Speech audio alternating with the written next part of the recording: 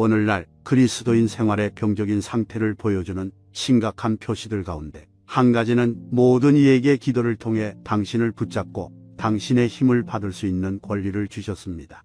약속이 성취되는 것도, 하나님 나라가 임하는 것도, 하나님의 영광이 충만하게 드러나는 것도 모두 기도로 이루어집니다. 하지만 우리는 이 복된 사역을 하기에는 너무 게으르고 부적합한 존재들입니다. 오직 하나님의 영만이 우리가 마땅히 해야 할 대로 이 사역을 감당할 수 있게 해줍니다. 우리가 스스로 속아서 능력은 없으면서 형식만 붙들고 있게 되기가 얼마나 쉬운지요. 우리의 게으름이나 교회의 잘못된 가르침, 습관의 영향, 감정의 기복, 이 중 어느 하나에만 걸려도 우리는 영적 능력이 없고 효력도 없는 기도에 쉽게 빠져들고 맙니다. 참된 기도, 곧 하나님의 힘을 붙들고 역사하는 힘이 큰 진정 하늘 문을 활짝 여는 참된 기도를 배우고 싶은 사람이라면 누가 되었든지 내게 이렇게 기도하라고 가르쳐 주었으면 하고 외치지 않겠습니까? 예수께서는 구속받은 백성, 특히 기도의 능력을 얻고 싶어하는 자들을 훈련하는 학교를 여셨습니다. 그렇다면 우리는 주님, 저희가 정말 배워야 할 일이 이것입니다. 우리에게 기도를 가르쳐 주옵소서 하고 청원하면서 그 학교에 들어가야 하지 않겠습니까? 우리는 옛적에 주님의 백성들이 어떤 능력을 가지고 기도했는지, 또 기도의 응답으로 어떤 기사들이 행해졌는지를 주님의 말씀에서 읽어왔습니다. 이 같은 일이 준비의 시기인 예전약 아래에서 일어났다면 성취의 시기인 오늘날에는 주께서 자기 백성들 가운데 계신다는 이 확실한 표를 훨씬 더 풍성히 주시지 않겠습니까? 우리는 주님께서 주님의 이름으로 드리는 기도의 능력과 관련하여 사도들에게 어떤 약속을 주셨는지 들었습니다. 그 약속이 진실됨을 사도들이 얼마나 영광스럽게 경험했는지도 보았습니다. 이 약속이 우리에게도 진실될 수 있음을 우리는 확실히 압니다. 오늘날에도 우리는 주님께서 당신을 온전히 신뢰하는 이들에게 여전히 능력을 베푸신다는 참으로 영광스러운 증거들을 계속해서 듣습니다. 주님, 이 사도들도 모두 저희와 같은 성정을 지닌 사람들입니다. 우리도 저들과 같이 기도하도록 가르쳐 주옵소서. 이 약속들은 우리를 위해 있습니다. 하늘나라의 능력과 선물은 바로 우리를 위해 있는 것입니다. 우리에게도 기도를 가르쳐 주셔서 풍성히 받을 수 있도록 해 주십시오. 주님은 또한 우리에게 당신의 일을 맡기셨습니다. 주님의 나라가 임하는 것이 우리의 기도에 달려 있습니다. 또한 주님은 기도를 통해서 당신의 이름을 영광스럽게 할 수 있습니다. 그렇습니다. 주님, 저희 자신을 학생으로 당신께 바칩니다. 진실로 주님께 배우고자 합니다. 제자들은 지금까지 그리스도와 함께 지냈고 그리스도께서 기도하시는 모습을 보아왔습니다. 그래서 그리스도의 놀라운 공적 생활과 그리스도의 은밀한 기도 생활 사이에 무언가 관계가 있다는 것을 알았습니다. 이들은 그리스도께서 기도의 대가이시라는 것을 믿었습니다. 우리 주님처럼 기도하는 사람이 아무도 없었기 때문입니다. 그래서 주님께 와서 주여 우리에게도 기도를 가르쳐 주옵소서 하고 요청하였습니다. 훗날 제자들이 우리에게 말할 수 있었다면 주께서 자기들에게 가르치신 기도의 교훈을 능가하는 것은 없다고 했을 것입니다. 오늘날에도 주님을 만나는 제자라면 똑같이 주여 우리에게도 기도를 가르쳐 주옵소서 라고 요청할 필요를 느낄 것입니다. 그리스도인으로서 성숙해지면 그리스도의 끊임없는 중보기도에 대한 믿음과 생각이 점점 더 놀랍게 변합니다. 우리도 그리스도처럼 중보기도를 드리고 싶다는 소원이 생깁니다. 그리스도께서 기도하시는 모습을 보면 또 주님처럼 기도하거나 가르칠 수 있는 사람이 아무도 없다는 것을 기억하면 우리는 제자들이 왜 주여 우리에게도 기도를 가르쳐 주옵소서 라고 요청하였는지 이해하게 됩니다.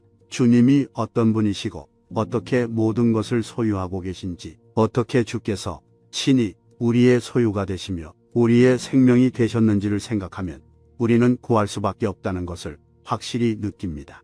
뿐만 아니라 주께서는 우리를 이끌어 자신과 좀 더 친밀하게 사귀도록 하시고 또 바로 주님처럼 기도하도록 가르치기를 기뻐하신다는 것을 확실히 알게 됩니다. 옛적의 제자들이 그랬듯이 우리도 바로 오늘 주님께 주여 우리에게 기도를 가르쳐 주옵소서 하고 말씀드립시다. 곰곰이 생각해보면 우리의 간구 한마디 한마디가 다 깊은 의미를 담고 있음을 발견할 것입니다. 앤드류 모레이가 남긴 말입니다. 이 메시지를 깊이 묵상하면서 함께 기도합시다. 하나님 아버지, 겸손한 마음으로 주님 앞에 나아가 기도하는 법을 가르쳐 주시기를 간구합니다. 기도를 단순한 일상이 아닌 주님의 거룩한 임재 안으로 들어가는 거룩한 특권으로 여기도록 도와주십시오. 우리는 종종 효과적으로 기도할 수 있는 힘과 지식이 부족하다는 것을 인정하며 진정한 기도가 무엇인지 이해하는데 도움이 되는 당신의 신성한 인도가 필요합니다. 우리는 우리의 삶에 대한 당신의 뜻과 목적을 이해할 수 있도록 당신의 말씀의 계시에 우리의 마음과 생각을 열어주실 것을 부탁드립니다. 주님, 기도하는 것이 무엇을 의미하는지 우리에게 모범을 보여주신 예수님의 모범에 감사드립니다. 그분은 수많은 시간을 기도로 보내며 당신의 얼굴을 구하고 당신의 뜻을 행하셨습니다.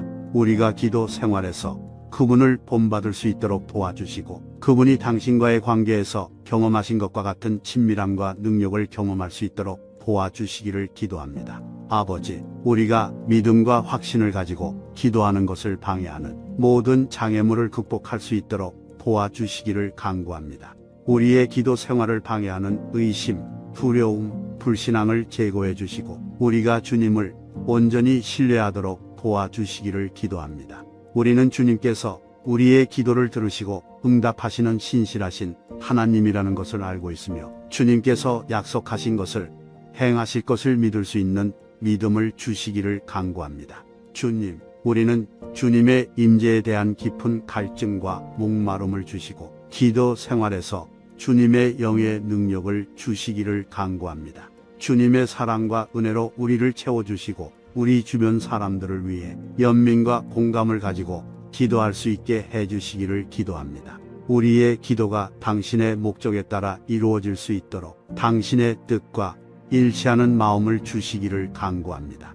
아버지, 우리는 기도가 당신과의 관계의 기초라는 것을 압니다. 우리가 당신과의 관계를 더 깊게 하고 우리 삶에서 당신의 임재와 능력을 경험할 수 있도록 기도하는 법을 가르쳐 주시기를 간청합니다. 기도의 의미에 대한 완벽한 모범이 되셨던 그리스도를 닮아가게 해주시기를 기도합니다. 우리가 기도 생활에 충실하고 마음과 영혼과 정신과 힘을 다해 주님을 찾을 수 있도록 도와주소서. 예수님의 이름으로 기도합니다. 아멘.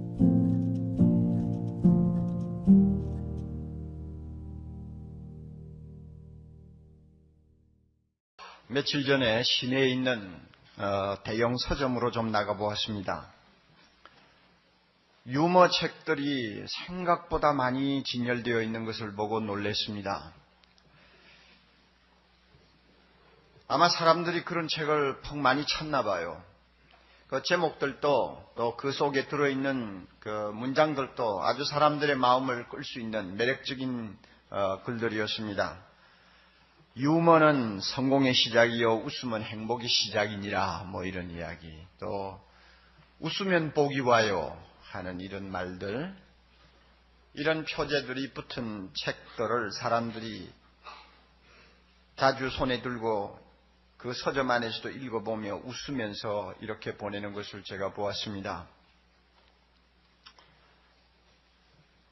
사회가 워낙 살기가 어려우니까 짓눌리고 쫓기고 답답하고 잘 안 풀리는 그런 분위기에서 잠깐이나마 숨을 돌리기 위해서 사람들은 웃음이라는 것을 찾아 헤매는 것 같아요. 그리고 한번 크게 웃음으로써 그 마음에 있던 답답한 감정들을 다 쓸어내버릴 수 있다고 생각하는 것 같습니다. 이런 면에서 현대인들은 무거운 이야기를 좋아하지 않습니다.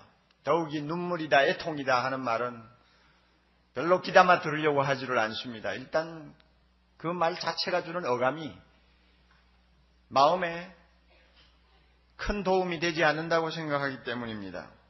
그럼에도 불구하고 예수님은 무엇이라고 말씀합니까? 애통하는 자는 복이 있다. 왜냐하면은 저희가 위로를 받을 것이기 때문이다. 이렇게 말씀합니다. 성경에 많은 역설이 있습니다마는 아마 이 구절이야말로 기독교의 역설을 대변하는 가장 대표적인 성경 말씀이 아닌가 저는 그렇게 생각을 합니다. 성경에 보면 눈물이라든지 슬픔이라는 것을 표현하는 용어가 한 9가지 됩니다. 그 가운데서 지금 예수님이 사용하신 이 애통하는 자 할 때 애통하다. 이 용어는 가장 그 강도가 높고 그 감정이 짙은 단어 중에 속한다고 합니다. 그러니까 상당히 어감이 강하다는 것이죠. 어느 정도 강하냐? 사랑하는 사람의 죽음을 앞에 놓고 가슴을 치며 통곡하는 사람의 애통, 그것을 이야기한다고 합니다. 창세기 37장에 보면 늙은 야곱이 통곡하는 모습이 나옵니다. 12아들 가운데서 그가 가장 사랑하던 아들 요셉이 있었습니다마는 하루아침에 행방불명이 되어버렸습니다. 도무지 소식을 알 수가 없습니다. 죽은 것이 틀림없다고 생각했습니다. 그렇게 되자 이 늙은 아버지 야곱은 옷을 갈기갈기 찢고 허리에 굵은 배를 두르고 그리고는 땅을 치면서 식음을 전폐하고 날마다 통곡하는 모습을 우리가 보는데요. 이 통곡하는 모습이 바로 주님께서 말씀하신 애통하는 자는 복이 있나니 할 때 이 애통이라는 단어입니다. 저는 애통이라는 이 말의 의미가 이처럼 강하고 또 진하다고 해서 예수님이 애통하는 자는 복이 있나니 하실 때 우리 모두가 야곱처럼 그렇게 통곡하고 눈물을 흘려야 된다고 하는 의미로 사용하셨다고 생각지는 않습니다. 만약에 꼭 그런 의미를 갖는 것이라고 한다면 이 말씀하고 우리하고 별 관계가 없어요.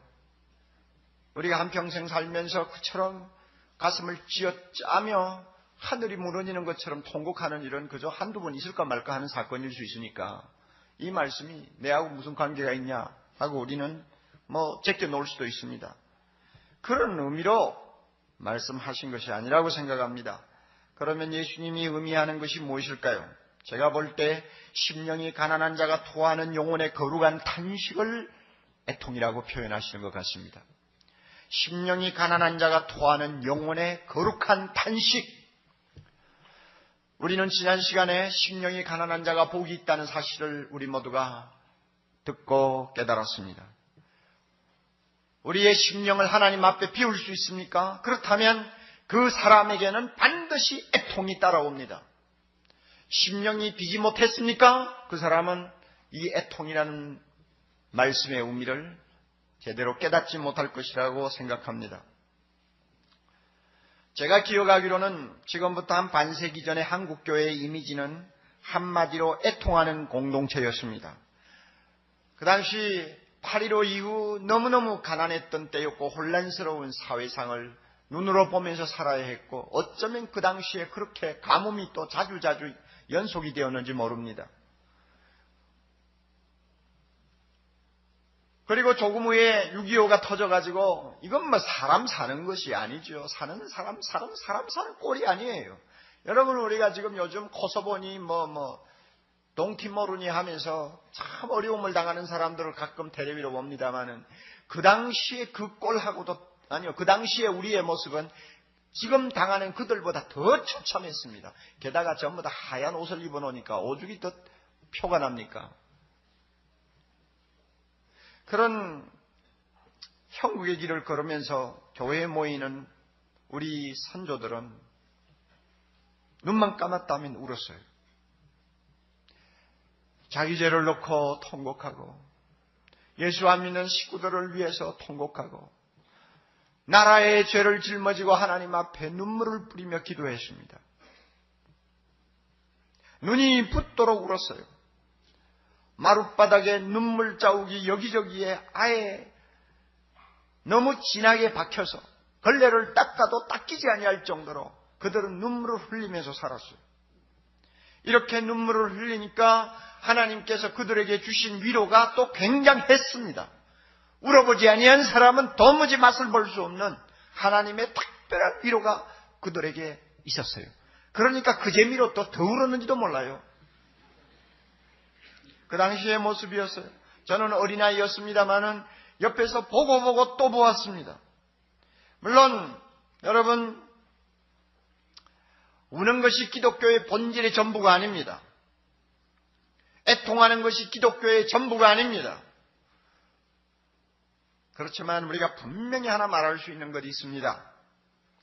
마른 눈을 가진 신자들이 모이는 교회보다 젖은 눈을 가진 성도들이 모이는 교회가 훨씬 더 은혜의 세계를 깊이 안다는 사실입니다.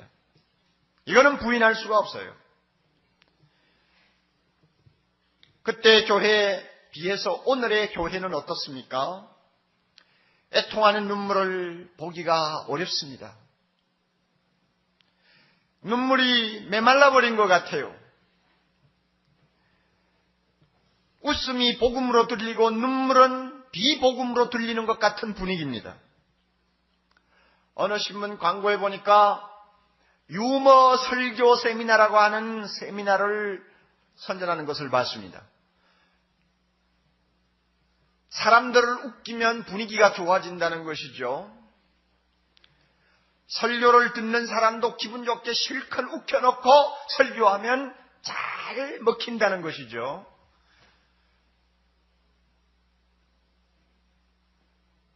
듣고 보니 그럴듯해요. 저도 웃는 걸 좋아하니까요. 우는 것보다 웃는 것을 훨씬 좋아합니다. 그렇죠? 우리 중에 웃는 것보다 우는 것을 더 좋아합니다 하는 형제가 있다면 심리학상으로 그것은 조금 문제가 있어요. 우리 모두 웃는 걸 좋아해요. 그러니까 교회도 사람들이 좀 기쁘게 예배할 수 있도록 해야 되고 좀 많이 웃기고 그 다음에 기분 좋게 해주어야 그 다음에 말씀을 들을 때 아멘 아멘 아멘 하고 듣는데요. 그래서 아마 유머 설교 세미나라는 말이 나왔는지 몰라요. 한편 이런 이야기들이 통하는 오늘 현대 교회에 분명한 사실은 눈물이 말랐다는 것입니다. 저나 여러분이나 마찬가지입니다. 그리고 심각한 이야기는 잘 듣고 싶어 하지 않습니다. 꼭 하고 싶으면 짧게 해. 아니면 그만 넘어가시지. 그리고 기분 좋게 웃어야 은혜 받았다고 착각하고요. 애통하는 자는 복이 있나니 천국이 저희 것이며 하는 주님의 말씀하고 거리가 좀 있지 않나 하는 두려움이 있습니다. 이게 현대교회의 이미지예요. 사랑하는 형제자매 여러분, 눈물이 그렇게 부정적인 이미지를 갖고 있나요? 저는 그렇게 생각지 않습니다. 우리 모두가 짧은 인생을 살다가 갑니다마는 너나 할 것 없이 다 경험합니다. 눈물이 소중하다는 것을. 눈물은 그 자체의 고유한 가치와 무게를 가지고 있습니다.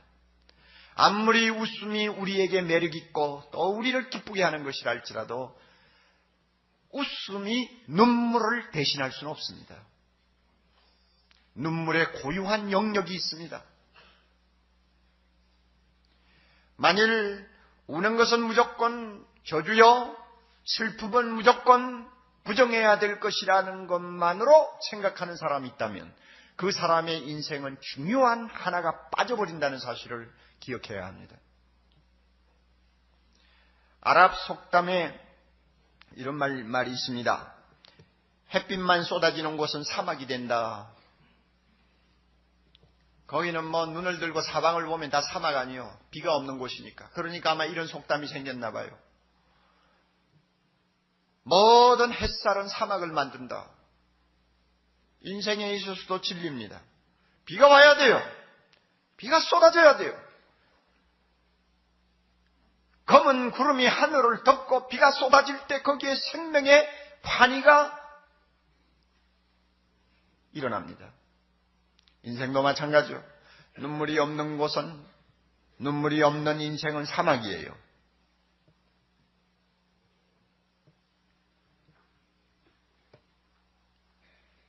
눈물이 없으면 그 웃음 자체도 하나의 광대 노릇에 지나지 않습니다. 이 사실을 깊이 깨닫는 사람들은 인생을 아는 사람이죠. 마찬가지로 신앙생활에서도 이 눈물, 애통이 차지하는 비중은 거의 절대적이라고 저는 생각합니다. 눈물을 통과하지 아니한 신앙은 하나의 값싼 장식품에 지나지 않습니다. 여러분, 예수 믿고 나서 웃기만 했나요? 아직은 값싼 신앙이에요. 예수 믿고 나서 하나님 앞에 진지하게 울어보았나요? 그 사람은 차원을 아는 신앙생활을 하는 사람입니다. 애통이 우리의 신앙을 본질로 향하게 만듭니다. 눈물이 우리의 신앙을 본질로 인도합니다. 눈물이 고인 눈에 십자가의 주님이 보입니다. 젖은 눈에 부활의 주님의 영광이 나타납니다. 애통하는 심령에 우리를 찾아오시는 예수 그리스도의 발걸음의 소리를 들을 수 있습니다. 우리의 신앙은 눈물을 먹고 자랍니다.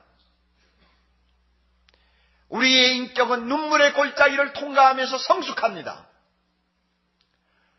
그러므로 신앙생활이 무엇인가를 제대로 아는 사람은 눈물을 부정적으로 보지 않습니다. 애통을 무조건 싫은 것으로, 두려운 것으로 생각하지 않습니다. 그래서 그런지 모르지만 성경에 보면 신앙생활을 한마디로 정의할 때 탄식이라는 말을 쓸 때가 있습니다. 로마서 8장 23절 여러분 잘 아시죠? 이뿐 아니라 또한 우리 곧 성령의 처음 익은 열매를 가진 우리까지도 속으로 탄식하여 양자될 것 곧 우리 몸의 구속을 기다리느니라. 쉽게 풀면 이런 말씀이죠. 우리 예수 믿고 하나님의 자녀된 사람은 날마다 탄식하면서 기다리고 있다. 무엇을 기다리느냐? 이 썩을 몸 빨리 벗어버리고 예수님이 부활하셔서 입으신 그 영광스러운 몸을 함께 입을 그날, 양자될 그날, 우리 몸이 구속을 받을 그날을 사모하면서 탄식한다고 했습니다. 그러니 신앙생활을 한마디로 요약하면 탄식이에요. 같은 의미가 고린도후서 5장 2절에도 나옵니다. 과연 우리가 여기서 탄식하며 하늘로부터 오는 우리 처소를 덧입기를 간절히 사모한다.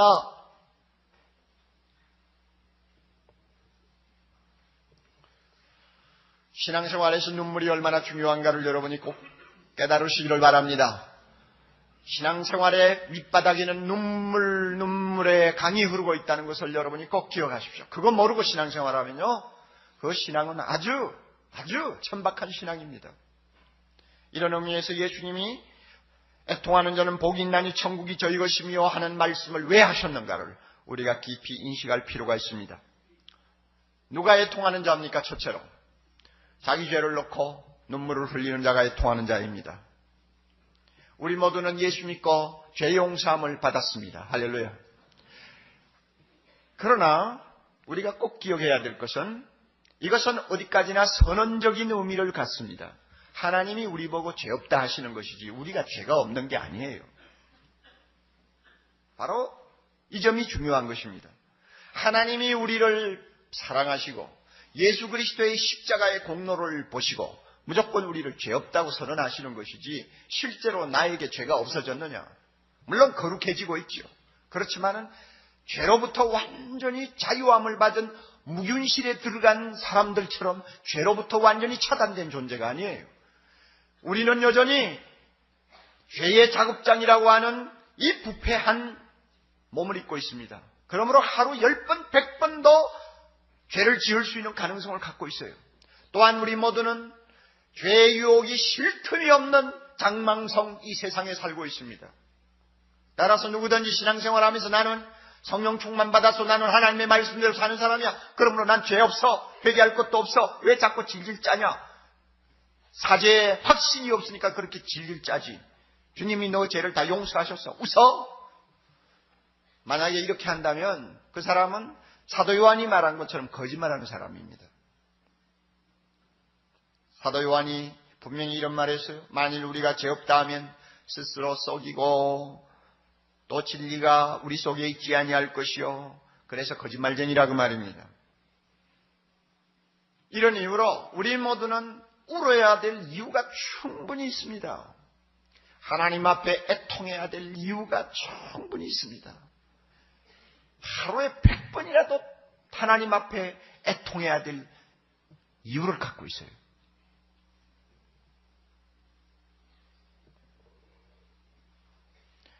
우리는 구원받기 위해서 애통하는 사람 아닙니다. 구원받은 사람이기 때문에 애통하는 것입니다. 종종 저 자신이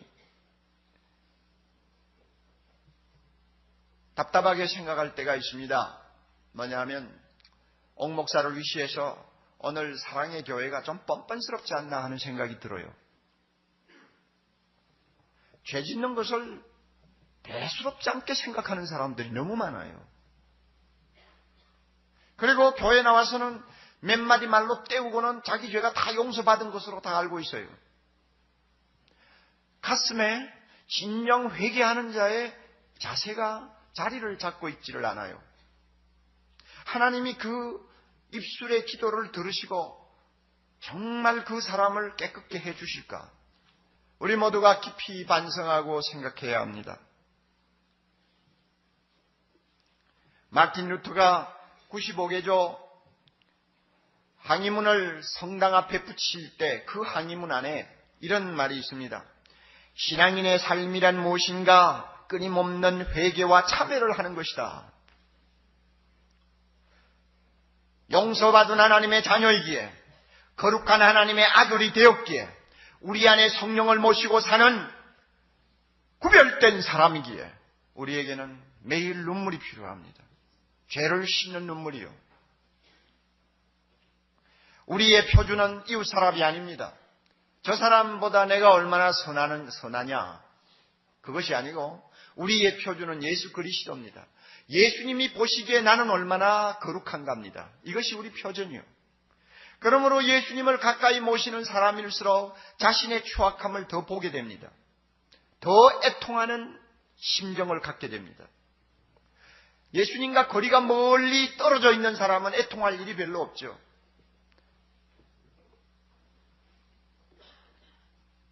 사랑하는 형제자매 여러분, 구원의 확신이 없어서 우리가 애통하는 것이 아닙니다. 항상 기뻐하라는 말씀을 몰라서 우리가 애통하는 것이 아닙니다. 예수님의 거룩하신 임재를 가까이에서 느끼기 때문에 애통하는 것이고 눈물을 흘리는 것입니다. 그 거룩한 영광의 빛 앞에 벌거벗은 것처럼 노출되는 나 자신을 순간순간 볼 때마다 나의 악함을 가지고 탄식하는 것입니다.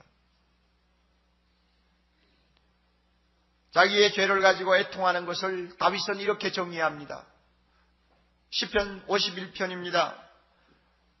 하나님의 구하시는 제사는 상하고 통회하는 심정이라. 하나님이여 상하고 통회하는 마음을 주께서 멸시치 아니하시리이다. 애통이 뭐냐? 상한 마음이에요. 애통이 뭐냐? 통곡하는 거예요. 통회하는 거예요. 하나님이 이런 심령을 복이 있다고 말씀합니다. 이렇게 통회하고 자기 죄를 하나님 앞에 고하는 사람을 주님께서는 복되다고 하시고 그 눈물을 씻어주시고 그에게 사유의 은총, 평안의 은총, 기쁨의 은총, 만족의 은총을 주신다고 약속하셨습니다. 이것이 위로입니다. 사랑하는 형제자매 여러분, 여러분은 얼마만큼 주님 앞에 상하고 통회하는 심정을 가지고 신앙생활합니까? 우리 눈에 탄식의 눈물이 있을 때, 통회하는 눈물이 있을 때 우리의 심령에 위로의 무지개가 서는 것을 꼭 기억하시기 바랍니다. 하나님 앞에 뻔뻔스러운 사람 되지 마세요. 둘째로 인생의 무거운 짐을 지고 하나님 앞에 부르짖는 사람이 바로 애통하는 자입니다. 누가복음의 내용을 보면 예수님께서는 상당히 직설적으로 말씀을 하시는 것 같아요.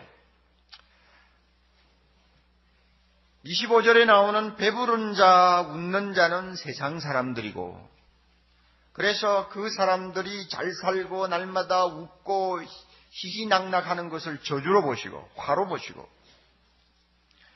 21절에 줄인 자와 우는 자는 하나님을 믿는 경건한 사람들로 보시는 것 같습니다. 그래서 그들이 줄이고 우는 그 삶 자체를 주님께서는 복이라고 말씀하십니다. 하나님의 자녀들 가운데는 젖은 눈이 마를 날이 없이 하루하루를 사는 사람들이 많이 있습니다. 여러분, 강남의 화려한 아파트 촌만을 쳐다보고 살지 마세요. 그 아파트를 좀 넘어서 우리가 좀 눈높이를 낮추고 조용히 살펴보세요. 예수를 믿고 하나님을 극진히 사랑하는 자녀들 세계에도 얼마나 눈물이 많은지 모릅니다.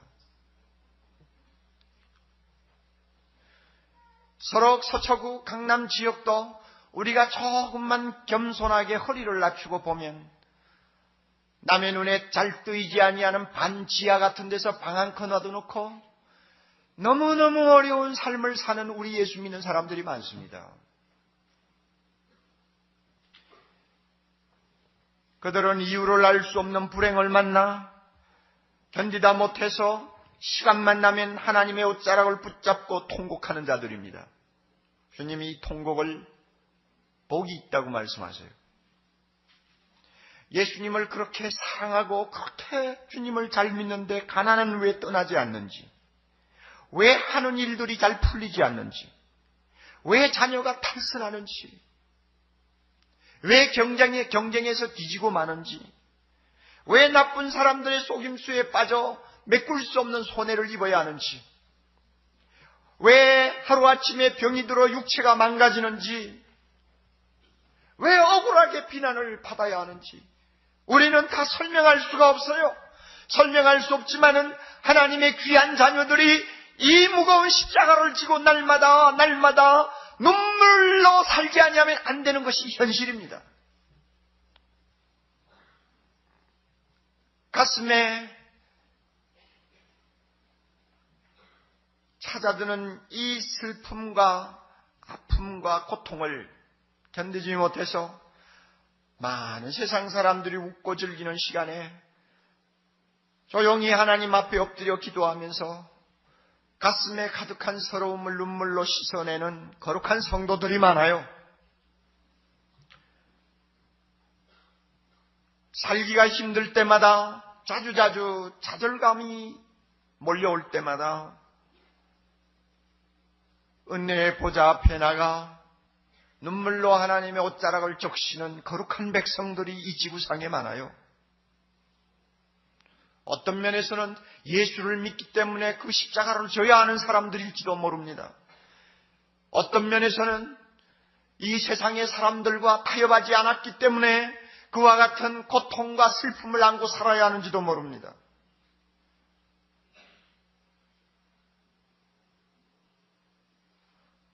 사람들이 볼 때는 많은 불행스러운 일들을 안고 눈물을 흘리는 사람은 꼭 저주받은 사람 같습니다. 그러나 주님이 말씀합니다. 애통하는 자는 복이 있나니 저희가 위로를 받을 것이며, 나의 슬픔, 나의 고통 주님 앞에 들고 나가서 눈물로 주의 옷자락을 적시며 주님 앞에 기도하는 사람, 주님이 말씀합니다. 너 애통하는 거 복이 있느니라. 아멘. 그래서 하나님이 히스기야에게 말씀하신 것처럼 이사야 38장 5절 내가 내 기도를 들었노라. 내가 내 눈물을 보았노라. 우리 하나님께서 그렇게 말씀하시는 줄 믿습니다. 그러므로 지금 당장 내 눈앞에 앓던 사람이 벌떡벌떡 일어나지 아니하며, 지금 당장 내 눈앞에 가난이 물러가지 아니하며, 지금 당장 내 눈앞에 내가 원하던 일들이 이루어지지 않는다 할지라도 주님은 말씀합니다. 너의 애통이 복이 있느니라. 내가 내 눈물을 보았다. 내가 내 기도를 들었다. 우리의 눈물을 아시는 주 하나님이 오늘도 살아계시면 그 자체가 우리에게 위로요, 그 자체가 우리에게 소망이요, 그 자체가 우리에게 행복이라는 것을 우리는 고백할 수 있어야 합니다. 반드시 우리 하나님 그의 자녀들의 눈에 눈물을 씻겨주시는 날이 올 것이기 때문입니다. 애통하는 자는 복이 있습니다. 여러분이 어떤 이유로 하나님 앞에 와서 엎드려 울지라도 그 울음을 저주로 생각하지 마십시오. 그 울음을 복이 없는 사람으로 해석하지 마십시오. 주님이 말씀하셨습니다. 애통하는 자는 복이 있나니 저희가 위로를 받을 것이라고요. 세 번째로 누가 애통하는 자냐? 세상 죄를 짊어지고 애통하는 사람, 눈물을 흘리는 사람들을 가리킵니다. 우리 예수님이 십자가를 지시기 며칠 전 예루살렘 성이 환히 내려다 보이는 감람산에 앉으셨습니다. 한참 성을 내려다보시던 주님의 눈에 굵은 눈물이 흐르기 시작했습니다. 성경에 예수님이 몇 번 우셨다고 나왔습니다. 그러나 예루살렘 성을 바라보시면서 우시는 주님의 눈물은 정말 통한이 가득한 눈물이었습니다. 예루살렘은 하나님의 아들이 오셨는데도 영접하지 아니한 어두움의 권세가 뒤덮고 있는 악한 성이었습니다.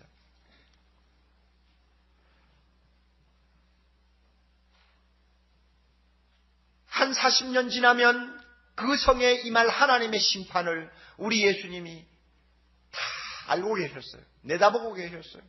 주님이 이렇게 말씀하시죠. 날이 이룰지라 반드시 때가 온다, 그 말입니다. 내 원수들이 토성을 쌓고 너를 둘러 사면으로 가두고 포위하고 또 너와 및 그 가운데 있는 내 자식들을 땅에 메어치며 돌 하나도 돌 위에 남기지 아니하리라. 역사적인 기록을 보면 주 70년에 있었던 로마 티토 황제의 예루살렘 포위와 함락은 정말로 비참했습니다. 너무나 배가 고파 어머니들이 어린 애들을 남몰래 잡아먹었습니다. 로마 군인들이 성에 입성한 다음에는 어린아이들을 휑휑 돌려가지고 벽에다가 동댕이 쳐 죽였습니다. 임신한 여자들을 끌어다가 발가벗기고 칼로 배를 쪼갰습니다. 예루살렘 성경은 불타고 그 다음에 모든 성곽은 돌 위에 돌 하나가 남아있지 아니할 정도로 무너져서 쑥밭이 되었습니다. 주님이 그 당시 그때의 그 처참한 상황을 미리 내다보시고 우신 것입니다. 어떻게 울지 않겠어요? 바울도 애통하는 때가 있었습니다. 빌립보 3장 18절 내가 이제도 눈물을 흘리며 말하노니 여러 사람들이 십자가의 원수로 행하느니라. 사방을 둘러보니 예수 그리스도의 십자가를 대적하는 원수들이 너무 수두룩해요. 교회 안에도 그런 원수들이 있어요. 바울이 생각할 때마다 도무지 가슴이 메워져서 견딜 수가 없어 그 점잖은 어른이 눈물을 펑펑 쏟으면서 편지를 쓰고 있는 것입니다. 내가 눈물을 흘리며 말하노니. 그렇다면 여러분, 우리도 이 세상을 앞에 놓고 애통해야 되지 않겠습니까? 우리 주변을 한번 둘러보십시오. 웃을 일이 많습니까? 울 일이 많습니까? 여러분, 이 나라의 죄악상을 우리가 조금이나마 관심을 갖고 들여다본다면 과거의 어느 때 어느 시대에 사람들이 지금처럼 죄를 범하는 일이 있었습니까? 과거의 어느 사회가 지금처럼 이렇게 악하고 더럽고 음란할 수 있었습니까?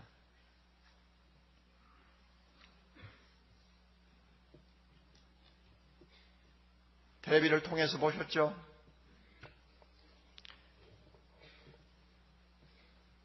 우리나라 중고등부 학생들 중에서 90%가 포르노를 접촉한다고요. 인터넷을 통해서 뭐 하여튼 어떤 방법으로 음란물을 접촉하는 것입니다. 심지어 교실에서 선생님이 잠깐 자리를 비우면 애들이 그거 열어놓고 서로 쳐다보면서 킬킬거리고 재미가 있어가지고 애들이 정신을 잃는데요.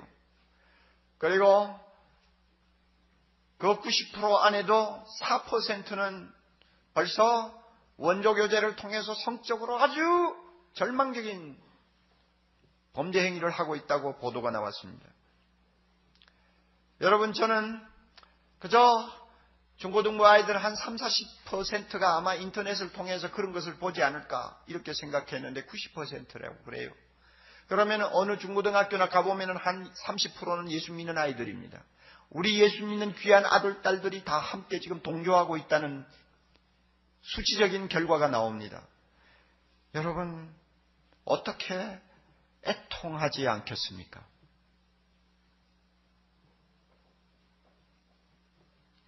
아직 성숙하지 못한 아이들이 그런 음란물을 한 번 보고 두 번 보고 하면 계속 마약에 중독된 사람들처럼 빨려 들어갑니다. 그러면 자기도 모르게 인격이 파괴가 돼요. 그 영혼이 완전히 사탄의 노예가 됩니다. 이제는요, 그 사고가 정상으로 돌아오기가 어려울 정도의 상황까지 빠질 수 있습니다. 이것이 오늘날 10대들의 세계입니다. 이 아이들이 앞으로 자라서 사회에 중요한 역할을 담당하게 될 20년 후 오늘 이 사회가 어떻게 될까? 생각만 해도 아찔해요. 어떻게 여러분 탄식하지 않겠어? 어떻게 예수님처럼 예루살렘 성을 내려다보고 울지 않겠어? 서울 바닥을 내려다보고 우리가 어떻게 눈물을 흘리지 않겠어? 한번 생각해 보세요.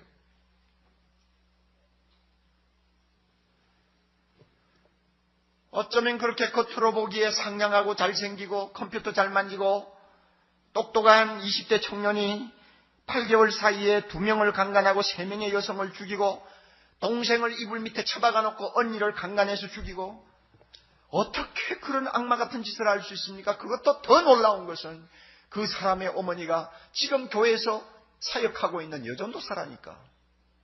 그리고 그 아이는 중고등학교 때 교회에서 학생회장까지 했다고 합니다. 여러분, 오늘 현실이 이렇습니다. 어떻게 통곡하지 않겠어? 우리보다도 20배, 30배 잘 사는 선진국에서도 특별한 사람들 아니면 잘 마시지 않는 가장 최고급 양주를 세계에서 제일 많이 수입하는 나라라고 하니 기가 차지도 않죠. 모두가요, 눈을 보면 광기가 서렸어요. 미쳤어요. 정신이 돌았어요, 다들. 이런 나라를 앞에 놓고 우리가 어떻게 통하지 않겠습니까? 웃을 일이 많습니까? 울 일이 많습니까? 우리 모두는 이 백성의 죄를 어깨에 짊어지고 주님 앞에 나가서 애통하는 사람이 되어야 합니다. 나라와 민족을 위해 애통하는 교회만이 이 땅에 희망을 줄 수 있습니다. 썩어빠진 정치인들에게 무엇을 기대할 수 있습니까? 이제는 어쩔 수가 없다고 두 손 번쩍 들고 손을 털어버린 교육자들에게 무엇을 기대할 수 있어요? 양심이고 뭐고 수단방법 가리지 않냐고 돈 벌기에 급급한 기업인들을 우리가 기대할 수 있습니까? 오직 이 땅에 소망이 있다면 이 나라의 죄를 나의 죄처럼 생각하고 십자가 밑에 가서 예수님처럼 바울처럼 눈물을 흘리며 통곡하고 기도하는 하나님의 백성들, 교회만이 이 땅의 소망이 될 수 있습니다. 이런 의미에서 주님이 말씀합니다. 애통하는 자는 복이 있다. 너 나라를 위해서 애통해라. 민족을 위해서 애통해라. 예수 안 믿는 내 이웃을 위해서 애통하라. 그리하면 그 애통은 복이 있느니라. 내가 너를 위로하리라. 반드시 너의 애통이 헛되지 않도록 해주마. 주님이 약속하셨어요.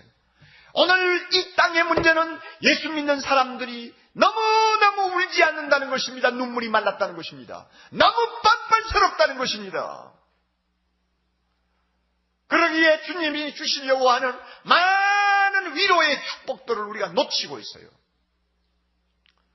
사랑하는 형제자매 여러분, 애통하는 자는 복이 있나니 저희가 위로를 받을 것이며 하는 말씀을 우리 마음속 깊이 새기고 내 죄를 놓고도 애통할 줄 아는 사람, 인생의 무거운 짐을 지고도 주님 앞에 가서 눈물 뿌리며 기도할 줄 아는 사람, 나의 민족의 죄를 짊어지고 예수 안 믿는 이웃의 영혼을 위해서 눈물을 흘리며 기도할 줄 아는 사람이 될 때에 우리가 놀라운 은혜를 받아 누릴 수 있을 뿐만 아니라 우리 가정이 살고 이 나라가 살 수 있다는 사실을 꼭 명심하시기를 바랍니다. 오늘 주님이 우리에게 이 메시지를 주시는 것입니다. 다 같이 일어나십시오. 여러분, 저하고 오늘 기도 좀 합시다. 하나님 아버지, 우리 이 시간에 통합니다. 이 시간 우리 하나님 앞에 눈물로 기도합니다. 주여, 마음을 비우고 거룩한 탄식을 주님께 올려드리기를 원합니다. 하나님, 우리의 죄를 다시 한번 회개합니다. 용서해 주시기를 원합니다. 아버지여, 이 젊은이들이 주님 남모르게 범하는 죄들이 싸우면 사하여 주시기를 원합니다. 오 하나님, 사랑의 교회 젊은이들, 사랑의 교회 청소년들의 죄를 용서하여 주시고 이들에게 눈물을 회복시켜 주셔서 우리 하나님 앞에 나가 기도할 때에 주님이 그 심령을 깨끗이 씻어주시는 위로와 축복을 누리도록 해주시기를 원합니다. 주여, 우리 교회 하나님 아버지여, 인생의 무거운 짐을 지고 날마다 주님 앞에 나가 눈물로 부르짖는 거룩한 성도들을 기억하여 주옵소서. 주님만이 위로할 수 있습니다. 주님만이 그들을 하나님이여 축복하실 수 있습니다. 도와주시옵소서. 주여, 이 사회의 죄악을 주님 앞에 하나님 아뢰입니다. 이 땅에, 이 국가의 허물과 죄를 우리가 짊어지고 우리 하나님 앞에 통회하기를 원합니다. 예수님이 우신 것처럼 우리도 울기를 원하며 바울이 눈물을 흘린 것처럼 우리도 눈물을 흘리기를 원합니다. 하나님 아버지, 이 자리에 서서 주님 앞에 두 손 들고 있는 귀한 아들, 딸들 눈물을 주시옵소서. 이 눈물이 이 나라를 살릴 수 있습니다. 이 눈물이 이 나라에 소망을 줄 수 있습니다. 이 눈물이 이 땅을 치유할 수 있습니다. 주여, 거룩한 눈물을 이들에게 회복시켜 주시옵소서. 예수님 이름으로 기도드리옵나이다. 아멘.